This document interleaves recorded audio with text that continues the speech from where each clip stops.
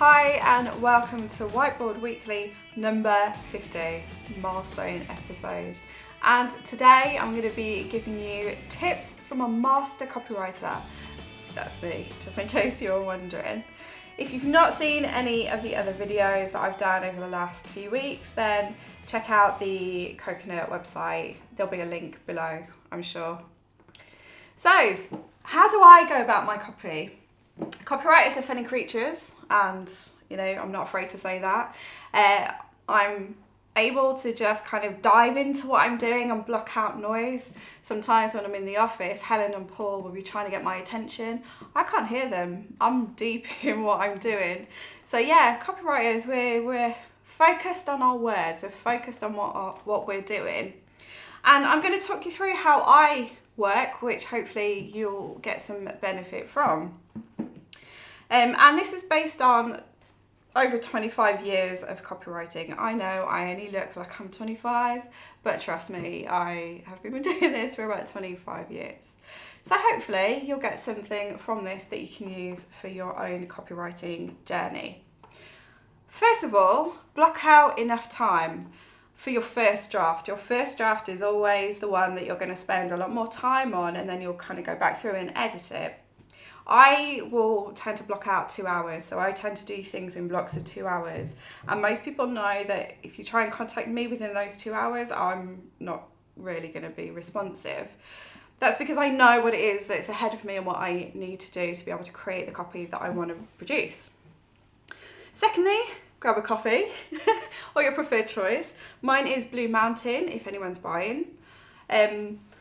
Thirdly, so you've got your time, you've got your coffee, you've got the stuff that you need to do. Make sure you've got a brief. As long as you've got a brief, you can work to it. That's really important, especially if you're working with a new client or if it's a new thing that you're offering. Make sure you've got a strong brief of what it is that you need to create.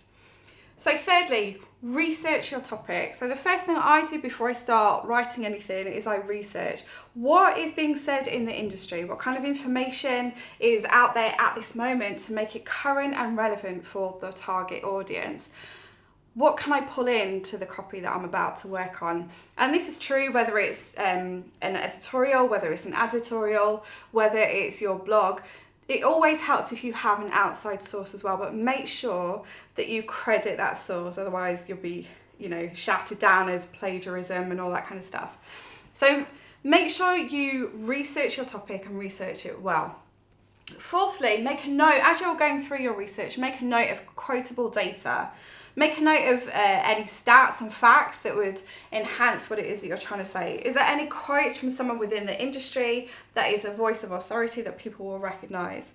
And then you can also bring in quotes from your network as well. Are there relevant quotes that you can use to support what you're saying in your copy? Number 5. Start to think about how that research and the information that you're finding, how does that relate to your audience? How does that relate to you as a brand? How can you write your piece in such a way that it is relevant, that it meets those things that we looked at previously, where people want to be informed, they want to be inspired, they want to be challenged, or they want to be entertained. That's why people tend to look at things on the internet.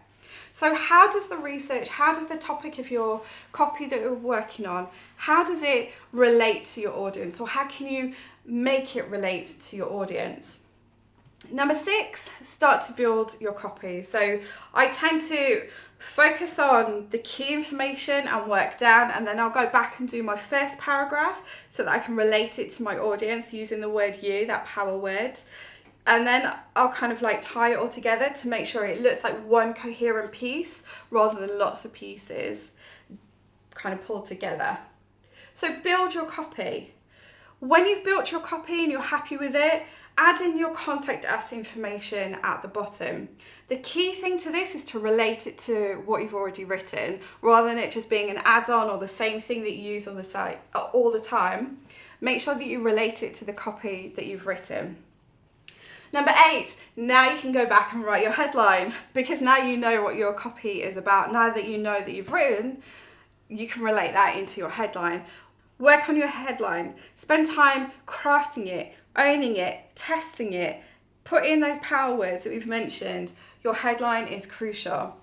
Then you can write your top line, bringing in your who, what, where, why, when, and how. 2 lines, it doesn't need to be really long. Sometimes you might kind of go over a little bit, make the font smaller, whatever. But don't make it too long. It's not a paragraph, it's essentially a sentence or a couple of sentences.